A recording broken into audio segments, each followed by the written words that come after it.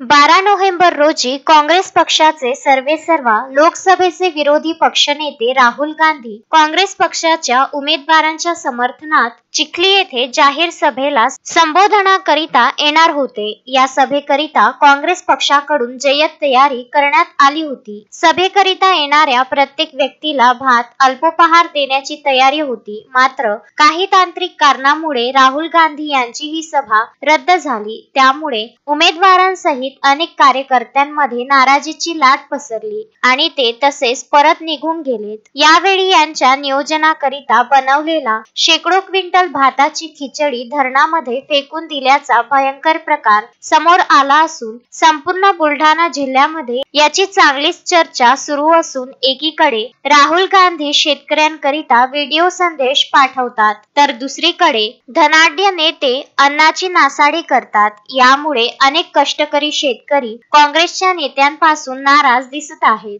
तर धरणामध्ये फेकलेल्या भातामुळे धरणामध्ये असलेल्या जीवजंतूंवर याचा विपरीत परिणाम होऊ शकतो। त्या कारणास्तव याकडे आता चिखली नगर परिषद आयोजकांवर काय कारवाई करते हे पाहणे अतिशय महत्त्वाचे आहे। महेंद्र मिश्रा, विदर्भ न्यूज, बुलढाणा।